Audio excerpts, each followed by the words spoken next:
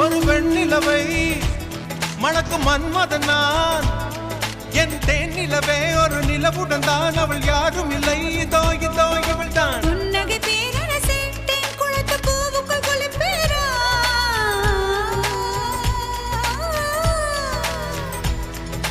புன்னகை பேரரசே தேன் குளத்து பூவுக்குள் குளிப்பேரா விடியும் வரை மார்புக்குள் இருப்பேரா விழிகளுக்குள் சிறு துயில் கொள்வேரா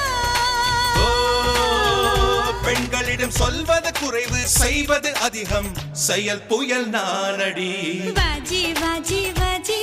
इन जीवन में शिवाजी बाजी बाजी